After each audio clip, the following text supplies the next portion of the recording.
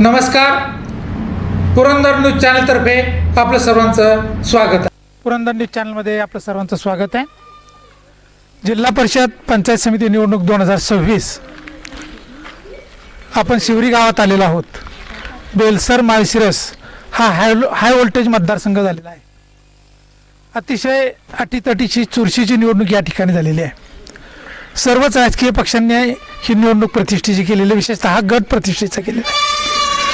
आणि या गणामध्ये विजय बापूंचे राईट हँड उजवे हात असणारे आणि खऱ्या अर्थानं गेली 15-20 वर्ष पुरंदरच्या राजकारणामध्ये ज्याने आपले धूम मचावलेली आहे असे माणिक निंबाळकर हे या ठिकाणी उमेदवार आहेत. शिवसेना सामान्य कुटुंबातील सर्वसामान्य कार्यकर्त्यांना या ठिकाणी उमेदवारी देण्याचा प्रयत्न केलेला आहे. बापूंनी सुरुवातीला सांगितलं घराणेशाही मी करणार नाही, माझ्या मुलीला तिकीट देणार नाही. कार्यकर्त्यांचा आग्रह असताना देखील बापूंनी आपल्या मुलीला किंवा मुलाला या रणांगणात उतरवलेलं नाही. अशा परिस्थितीत एक प्रामाणिक कार्यकर्त्याला माणिक निंबाळकरला या ठिकाणी मोठी संधी देण्यात आलेली आहे. काय नाव तुमचं? बाळासाहेब अमन कामते, विजय रामदास कामते, अरुण कामते, विशाल कामते, अनिल कामते, अर्जुन आसरू कामते, प्रशांत बुधाजी कामते, धनंजय कामते, शिवसैनिक पावसाहेब कामते, पुरुषोत्तम कोरपड, अथर्व निंबाळकर, सूरज दुरंगी. माणिकराव, तुम्ही पहिलीच निवडणूक लढवत आहे. प्रत्यक्ष स्टॅटिस्टिक करणं आणि निवडणूक जिंकणं त्यात जमीन आसमानात. त्यात जमीन आसमानचं अंतर असतं. आज आपण रणांगणात उतरलेला आहात, परंतु गेले 5-10 वर्ष 15 वर्ष तुम्ही या पुरंदरच्या राजकारणामध्ये अतिशय बारकाईनं सगळ्या प्रत्येक गटात विकास कामांचं विशेषतः नियोजन केलेलं आहे. अशा परिस्थितीत या बेलसर माळशिरस गटाची काय परिस्थिती आहे आणि तुम्हाला निवडून येण्याचे चान्सेस किती आहेत? बेलसर माळशिरस जिल्हा परिषद गटाचं वैशिष्ट्य असं आहे की गेल्या पंचवार्षिक निवडणुकीमध्ये पुरंदर तालुक्यातले 3 जिल्हा परिषद सदस्य शिवसेनेने त्या ठिकाणी निवडून आणले, 3 गट जिंकले. केवळ हा जो आपला बेलसर माळशिरस आहे तो शिवसेनेला जिंकता आला नव्हता. तर त्या दृष्टीने आम्ही यंदा अत्यंत चांगली तयारी केलेली आहे. आणि मागच्या सव्वा वर्षामध्ये बापू आमदार झाल्यानंतर या भागामध्ये प्रचंड मोठ्या प्रमाणात विकासाची कामं झालेली आहेत. मागच्या 5 वर्षामध्ये जेव्हा तालुक्यात काँग्रेसचे आमदार होते त्यावेळी बऱ्याच प्रमाणामध्ये या भागातला विकास रखडला होता. पण जसे पुन्हा बापू आमदार झाले तसं गावोगावी पुन्हा विकासाची कामांची प्रचंड मोठ्या प्रमाणामध्ये सुरुवात झालेली आहे. तर ह्याचा एक चांगला परिणाम आम्हाला या भागात दिसतोय.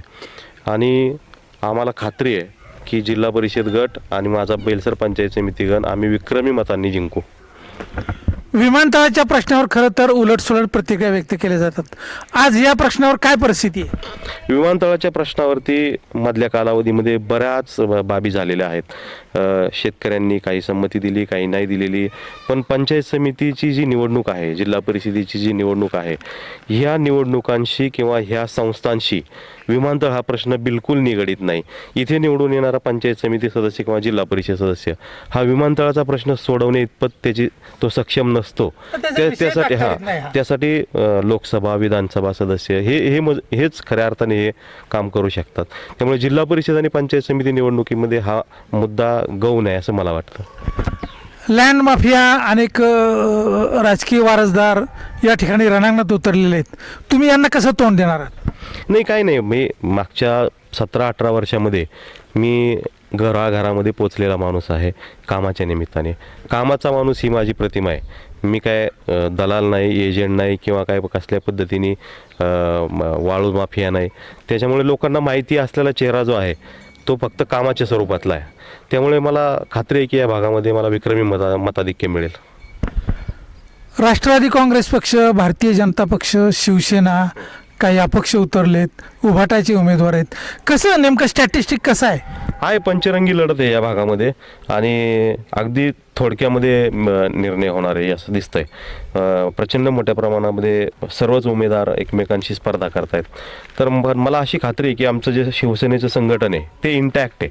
शिवसेनेचं जे स्वतःचं बळ आहे ते जरी शाबूत राहिलं तरी आम्ही हा मतदारसंघ काबीज करतोय. मतदारांना काय आव्हान करू इच्छित? मतदारांना मी इतकंच आव्हान करेल की पुरंदरमध्ये तुम्ही सगळं पाहताय या वर्ष 1.5 वर्षामध्ये जो काही बदल होत चालला आहे, प्रचंड मोठ्या प्रमाणात मोठमोठी विकास कामं होत आहेत, मोठे प्रकल्प येत आहेत. तर ह्यासाठी मला असं वाटतं की हे असे झटणारा जो माणूस आहे विजय बापू शिवतारे, तर त्यांना बळ देण्यासाठी ह्या निवडणुका महत्त्वाच्या आहेत. आणि म्हणून जिल्हा परिषद आणि पंचायत समितीमध्ये फक्त बेलसर माळशिरसच नाही, दिवे गराडे, तुमचा निरा कोळविरे आणि वीरबिवडी सगळ्या गणांमध्ये बापूंच्या विचारांची माणसं निवडून दिली पाहिजेत असं मी मतदारांना आवाहन करेल. त्यासाठी त्यांनी धनुष्यबाणाच्या चिन्हासमोरचं सगळ्यांनी बटन दाबावं आणि आम्हाला त्या ठिकाणी सगळ्यांना या संस्थांमध्ये काम करण्याची संधी द्यावी. धन्यवाद.